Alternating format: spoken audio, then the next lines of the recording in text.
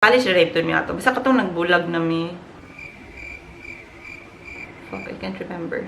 Hi everyone and welcome back to my channel. In today's video, I am just going to be sharing for the very first time my thoughts about love. This is going to be another sit-down video and I am in full makeup. I'll be speaking in Tagalog, Bisaya, guys. Please bear with me. I have never told anyone yet. I am a bit scared. Medyo nahadlok ko, pero okay lang. If you want me to censor it, I can and I will re-edit my vlog and that's not a problem. But since I only have a very few audience here, I am confident. So, let's start with a bang. Unsa daw? I had my first ever crush when I was in grade 1 or grade 2. And this is going to be a shocking revelation, but yes, I've never told anyone about this in my entire life. When I was in elementary, ang akong first crush was si Joseph. Wala na may laing Joseph sa among batch, I guess. Nga, Joseph as in Joseph. So, I guess now you know. Wala siya kabaluan eh. Iwo kayo, diba? And then later on, I had a new crush. Di ko sure kung si Adrian ba da yun, si Hasong. Di ko sure. Basta inana, oo. Ato, kilig lang. Buang na. Nana sila yung mga asawa, guys. Okay, so, oh my God. Para siya sa unang mga elementary days. Oh. Next, guys, is Kuan. Babe, stop! Stop, babe.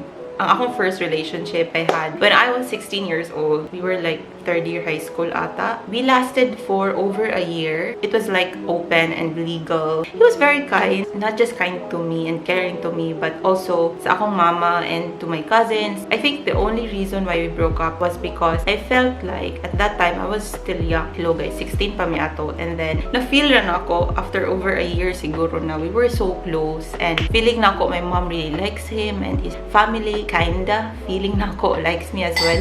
Sorry guys, kinamang i-ring. Babe, can you move? Babe! Okay, so I felt everyone wanted me to pursue him and him to pursue me, and it's like murag na pressure lang ko at that time, so I didn't really like that situation just because of that. But pero gradually murag na fall out of love rako because kana bitong murag gituo at an early stage of your life. Oh my God, this is like so perfect, and then I was just scared. So dili man ako siya ma-remember tanang emotions. I can't remember everything. Dili siya inana ka accurate. I was happy, and I think currently I'm also happy for him. So my second boyfriend was actually the very opposite of my first boyfriend. My second boyfriend was athletic, outgoing, and he was fun to be with. Tabian kay siya. So yes, but my mom didn't really like accepted him. Basta complicated ang akong second relationship. Parang he just made my end of high school to first year of college really happy and exciting and sort of inana. And then it was also nice because I got to meet his parents. He also met my family. It wasn't as, you know, as smooth as my first boyfriend. It's like the world was against us. I can't remember every detail, but it was just so bad. We were in college. We just, I guess, separate ways. I was so emotional back then. Wala ko kabalo kung sa mong gawayan ato. Nalimot na ko. Sa nag-away mi ato, dayon, I thought na iya kong gukdon at that time. Hiligay ko mag-walk out. Pag ni-walk out ko, then nalimot na ko sa shit. Complicated na jud tanan. Kanang kami na jud ang complicated. Jud ko niya gibalikan niya. Mura na jud ko crazy over him jud ko. Then, paano siya na makaulaw? Ana lang. It's not something na akong akong usbon. For me, like, shit happens, you know, I get emotional, I get to be toxic, so probably that happened. Hi, ambot, basta inana siya. Sumunto siya. Then after that, college na college na rape to niya to. Basta katong nagbulag na mi. Fuck, I can't remember. Sa mura akong nabuang ato jud, like, not just because of him, but because I really didn't like my course at that time. And before pa na high school pa lang, I was already expecting to study in Manila. After, I had a little bit of depression, and then, basta I wasn't doing well in school, so it was also like one of the best reasons to be able to transfer to Manila. But I ended up studying in another university, so dito po mi nagkamit ni Nico. But it wasn't like when I transferred, I had a boyfriend again, because it wasn't like love at first sight. We were like I don't know. But it just happened after a few years of getting to know each other and hating each other. And I won't talk about Nico because I don't want to be like jinx our story. So let's just talk about him in a different time. And I hope it's going to be a good talk about him and me. So let's just reserve him for that. Reserve our story for that. The hardest part of breaking up for me, well, I was like younger, or even if katong nag-break me ni Nico before, aside from, of course, like, you know, you miss the, ako kasi, namimiss ko yung parang may kasama ako, ganon. And of course, namimiss mo yung tao. I miss their family and their friends. Ana lang siya. After that, you know, take your time and you'll eventually move on. Ano ko ganina na, I was able to talk to my exes, but we are not close. I don't consider them as like my friends. I got to talk to them through chat. It's just that I don't hate them on good. I've already passed that moment. So the next question is why I haven't settled down yet. I think it's very important to understand what marriage is. For me, it's really important. Settling down mong good for me is a huge step. There are actually three major reasons. We don't have the money for the celebration, the wedding, even a civil wedding. We don't have the money for that. After the wedding, we don't have the money for that as well. So money is the number one problem. Second is I feel like I still have a lot of things that I want to do, and I want Nico, if ever siya man, I also want him to experience a brighter future, a brighter life, more happy life, and I also want him to be with his family abroad. It's because magpakasal mi guys, goodbye dreams, inana siya. So I don't want to take that away from him. I always want to see him, even if it hurts, because I'm an emotional bitch. I want to see him someday, one day, na kanang ma-experience niya kung unsa man ang wala niya na-experience karon. So I'm gonna cry. Anyways, let's not be emotional. This is like tears of happiness.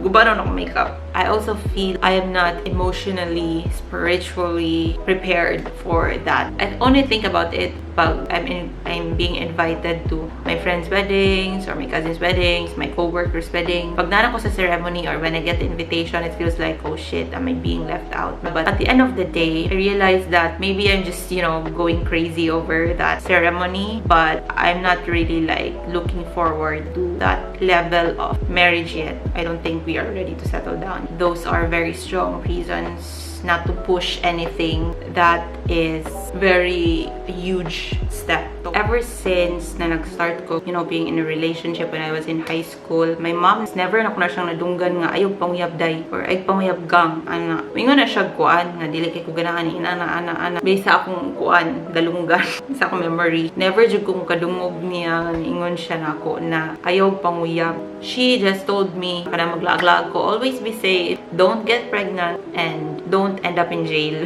She was strict, but she wasn't like strict jud. Do whatever you want to do, but if you mess up, kabalo na jud ka nga, wala na jud ko ikuan nimo. I won't trust you anymore, or mahirapan ako nga mag-trust nimo. Ana na siya sa una jud nako na ikaw hilumon kay kasangatanan na ara ba jud sa loob ang kulo mong kahugaw, imong kabigaon, imuhang kabigaon. So, when I think about kids, I think about responsibility. And growing up, I was the youngest sa mga ikagaw dito sa Philippines. Growing up, I always felt like I was the baby. Nang baby, murag spoiled, cute ko nung hay sa una kay wala na may lain. So ako lang jud. So dili kay ko close sa mga bata. Recently rani, or maybe kato na nag-start na og panganak ako ang mga friends dito og akong mga cousins. Dito lang ko naka-feel nga murag medyo bias ko kay if kaila ko sa parent, medyo like mo na ako. Pero kung wala ko kaila sa parent, dead marriage ko sa bata zay. So ni siya yung bataan cute ko nung kaayo. Cute man jud kay bata good na.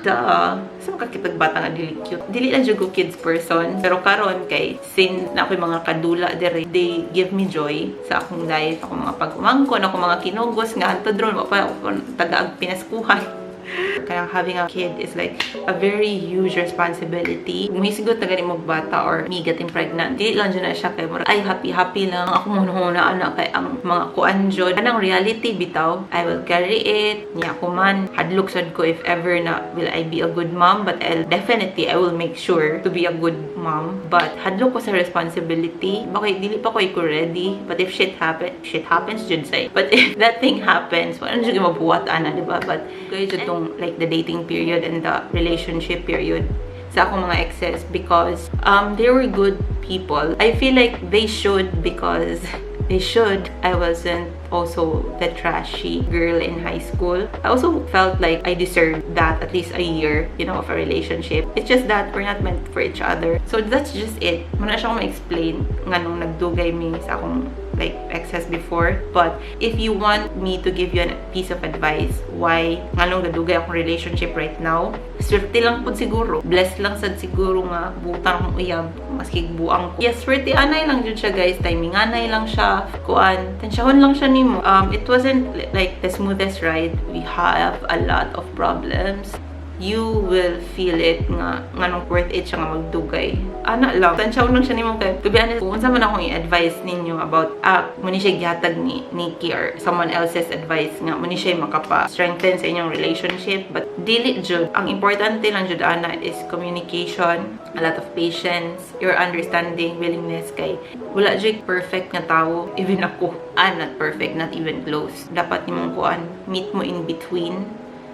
Because kung di mo mag-meet in between, bungkag ang kalag. Wala, magbulag jud mo. Just make sure that you are happy. Dili po happy everyday kasi may ka nga guys. Yung ka happy everyday, di na ko happy yung bulag namin. Ma-feel na siya nimo nga okay ka, happy ka, and happy imong family. Kay kani po siya guys, very lisod kini siya kung imong family or iyang family or imong mga friends or kanang nakapalibot ni mga tao against sa inyo ha. It's really just up to you kung gusto jud siya nimong ipaglaban and ipaglaban jud kaniya. And ayaw ay paminaw sa ubang tao, pero importante jud na guys, imo siyang i-take time. Ayaw sa nga raga imong ginikanan ug ayaw sa gama og mga butang nga dili nila gusto. Aside sa of course nga nang uyab kasi dili nila gusto, pero you know, you have to gain their trust and they're your parents, so you really have to respect them. Kanang parents nga mag-against sa imong relationship, for me, I think it's very normal, but ay lang sa pugsa, ay lang sa dalia ang tanan, especially if you're young, like dalia jud tanan, high school pa lang ka or college pa lang ka. So it takes time. Batid pa ni Madam Elizabeth Gilbert, Oprah Super Soul Sunday, is wala siya perfect nga love advice, because if na ay perfect na love advice dai wala na akong tigabulag sa kalibutan kay ga-follow na step 1, step 2, step 3, 1, 2, 3, 4, 5 ginasunod ang love advice. Wala mi kabalo, kamurang duhang nakabalo. So muna siya kung advice.